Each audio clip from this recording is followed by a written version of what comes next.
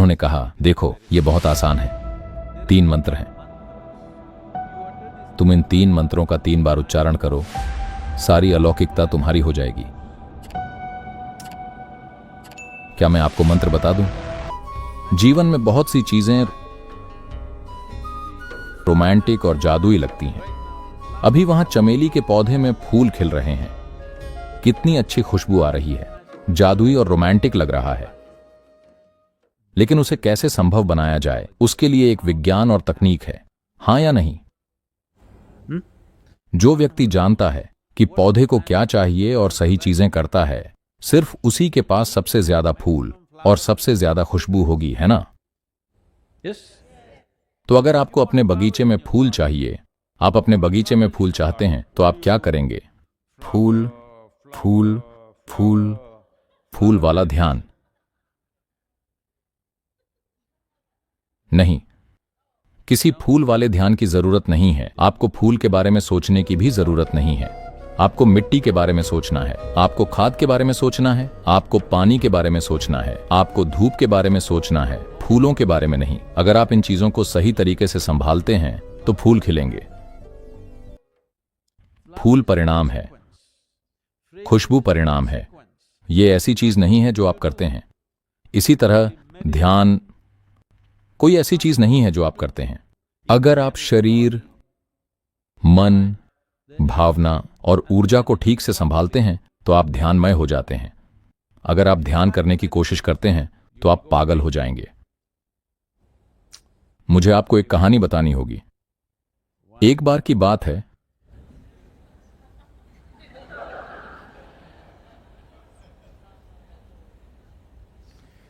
दक्षिण भारत में एक आदमी था जो अलौकिक शक्तियां पाना चाहता था। अलौकिक शक्तियां क्या होती हैं, आप जानते हैं? अलौकिक शक्तियां क्या होती हैं, आपको पता है क्या? कोई पानी पर चलना चाहता है, कोई बिना हवाई जहाज के उड़ना चाहता है, हर कोई फर्श पर चलता है तो कोई छत पर चलना चाहता है। असल में सर्कस, वे कुछ ऐसा करना चाहते हैं जो कोई दूसरा नहीं कर सकता। तो आदमी अलौकिक शक्तियां चाहता है। वह एक गुरु से दूसरे गुरु के पास गया। वह बहुत से गुरुओं से मिला। हर किसी ने कहा नहीं। फिर किसी ने उससे कहा, ये दक्षिण भारतीय गुरु किसी काम के नहीं हैं, किसी काम के नहीं, क्योंकि वे बहुत रूढ़िवादी हैं। वे आपको ये सब नहीं देंगे। मैं एक भिक्षु को जानता हूं तिब्बत में, जिसके पास वो सारी अलौकिक शक्तियां हैं जो आप चाहते हैं और वो आपको देने को तैयार है। हमारा आदमी तुरंत तिब्बत की यात्रा पर निकल पड़ा। दक्षिण भारत से तिब्बत तक चलकर हिमालय पार करना कोई आसान यात्रा नहीं थी, पर हमारे आदमी ने ठान लिया था उसे अलौकिक शक्तियां चाहिए। तो वो इतनी दूर गया। वो इस मठ में, बौद्ध मठ में गया। बौद्ध मठ की संस्कृति यहां दक्षिण भारत में हम जो जानते हैं उससे बहुत अलग है। यहां लोगों को सिखाया गया है कि अतिथि देवो भव, जिसका अर्थ है अतिथि भगवान है।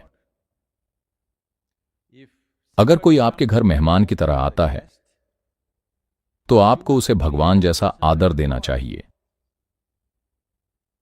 अगर वो कहीं और आपका दुश्मन भी रहा हो तो भी जब वह आपके घर आता है तो आपको उसके साथ भगवान जैसा बर्ताव करना चाहिए। भारत में आप देखते होंगे कि लोग आपको देखकर इस तरह से करते हैं क्योंकि वे आपको भगवान जैसा आदर देना चाहते हैं, क्योंकि आप उनके यहां आए हैं। जब वे आपके घर आएंगे तो वे अलग होंगे, लेकिन अब जब आप उनके यहां हैं तो वे आपको भगवान जैसा आदर देना चाहते हैं। लेकिन बौद्ध मठ में ऐसी कोई संस्कृति नहीं है।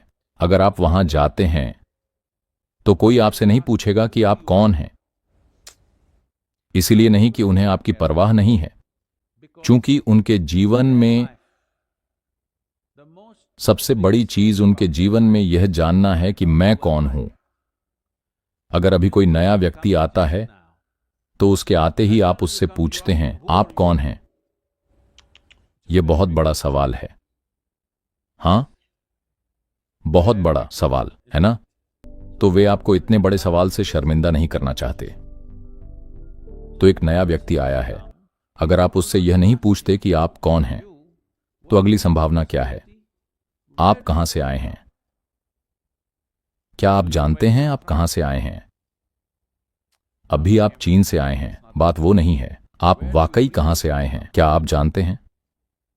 इस जीवन में आप कहां से आए? क्या आप जानते हैं? क्या आप जानते हैं? नहीं।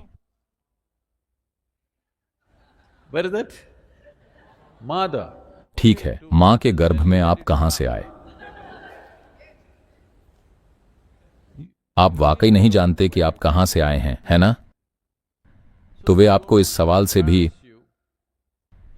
शर्मिंदा नहीं करना चाहते। कोई नया व्यक्ति आया है, आप उससे नहीं पूछते कि आप कौन हैं या आप कहां से आए हैं। बातचीत के लिए ज्यादा गुंजाइश नहीं है, तो वे आपसे बात नहीं करते। लंच के समय घंटी बजती है। अगर आप चाहें तो जाकर खा सकते हैं।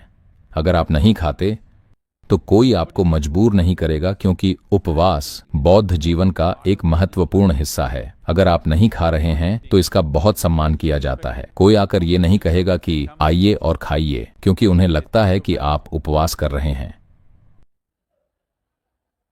दक्षिण भारत के इस आदमी के लिए ये एक अजीब स्थिति है, क्योंकि दक्षिण भारत में आपको यह पता होना चाहिए, अगर आप किसी के घर जाते हैं तो इससे फर्क नहीं पड़ता कि आप दिन के किस समय जाते हैं, आपको खाना ही होगा। नहीं नहीं नहीं, मैं बस अभी अपना खाना खाकर आ रहा हूं। इससे कोई फर्क नहीं पड़ता। आप मेरे घर आए हैं तो आपको खाना होगा, क्योंकि यह अतिथि सत्कार है। यह अस्पताल जाने का पक्का रास्ता है। किसी ने उससे नहीं पूछा कि तुम कौन हो, कहां से आए हो, कुछ खा लो, कुछ नहीं। पर वो टिका रहा। जब उसे भूख लगी तो उसने जाकर खा लिया और बस टिका रहा। 1 दिन, 2 दिन, 3 दिन, 3 सप्ताह बीत गए। किसी ने उससे बात नहीं की। 3 सप्ताह बाद वहां जो बूढ़े भिक्षु थे, उन्होंने उसे बुलाया। वो जानते थे कि यह आदमी क्यों आया है। उन्होंने कहा, तुम अलौकिक शक्तियों का क्या करोगे?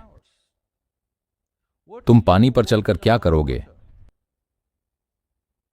3 दिन बाद वैसे भी नाव बेहतर होगी। मैं तुम्हें ध्यान का तरीका सिखाऊंगा, इससे तुम एक सार्थक जीवन जी सकोगे। हमारे आदमी ने कहा, नहीं नहीं नहीं, मुझे आपका ध्यान नहीं चाहिए। क्या आपको लगता है ध्यान सीखने के लिए मुझे तिब्बत आना होगा? भारत में हमें हर तरह का ध्यान आता है। मत भूलिए कि गौतम बुद्ध को भारत से निर्यात किया गया है।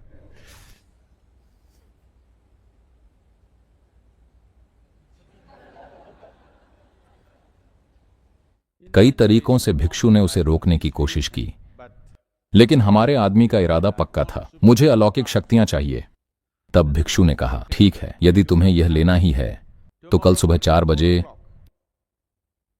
नदी में डुबकी लगाओ और यहां आओ।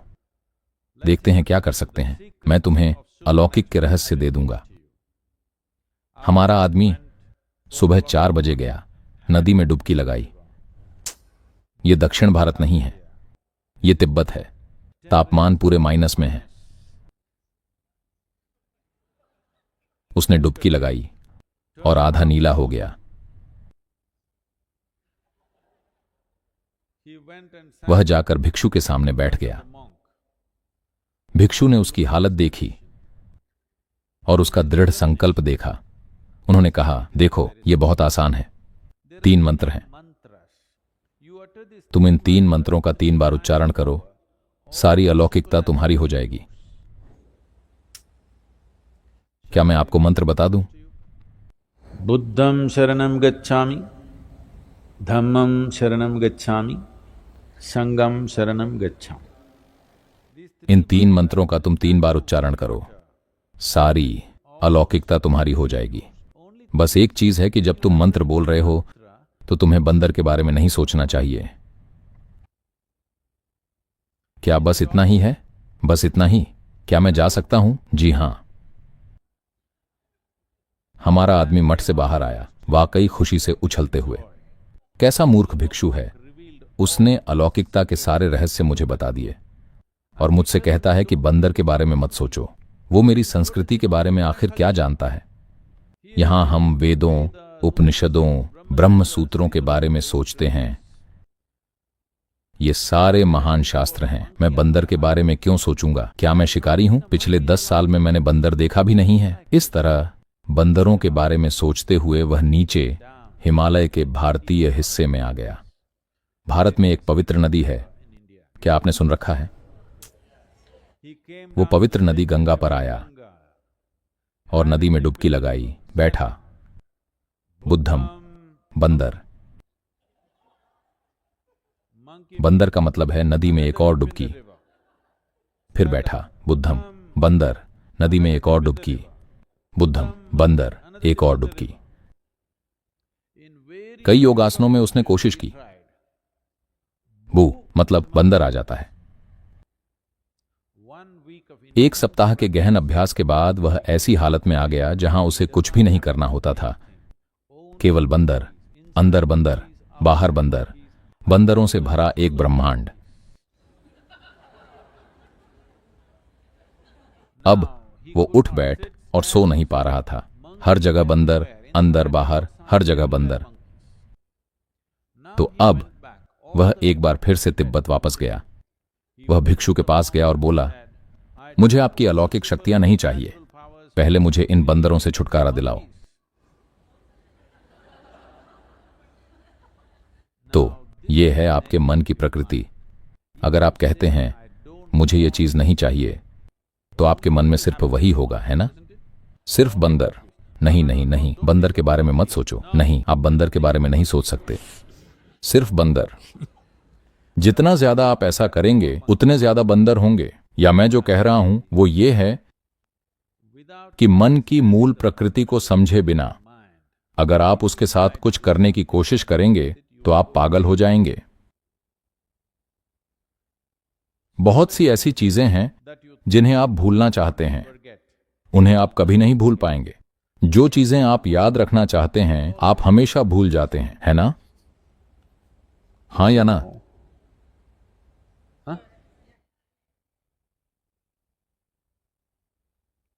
क्योंकि मन के मूल सिद्धांतों को समझे बिना हम मन को चलाने की कोशिश कर रहे हैं। यह इस धरती पर सबसे परिष्कृत मशीन है, लेकिन आप इसे यूं ही चला रहे हैं। अगर आप इसे यूं ही चलाएंगे तो कभी कभी यह काम करेगी। दुर्भाग्य से ज्यादातर समय ज्यादातर लोगों का दिमाग उनके खिलाफ काम कर रहा होता है। जब आप 5 साल के थे, जब आप सिर्फ उतने बड़े थे, तो आप कितने खुश थे, और आज आप कितने खुश हैं? क्या यह ऊपर गया है या नीचे? मतलब आपका दिमाग आपके खिलाफ काम कर रहा है। यह आपके खिलाफ सिर्फ इसलिए काम कर रहा है क्योंकि इसके मूल सिद्धांतों को समझे बिना आप इसे चलाने की कोशिश कर रहे हैं। अगर आपके पास एक तेज चाकू है तो आपका हाथ स्थिर होना चाहिए। हाँ या नहीं? अगर आपके पास बहुत तेज चाकू है तो आपका हाथ बहुत स्थिर होना चाहिए। अस्थिर हाथ या तो आप खुद को काट लेंगे या किसी और को। हाँ या नहीं? अभी बस यही हो रहा है। एक बार जब आप इंसान बन गए तो आपके पास तेज चाकू होता है, स्थिर हाथ नहीं। इसीलिए योग है एक बहुत ही स्थिर हाथ बनाने के लिए, ताकि इस तेज चाकू का इस्तेमाल हम जिस तरह से चाहें कर सकें कि यह हमें हर समय न काटे।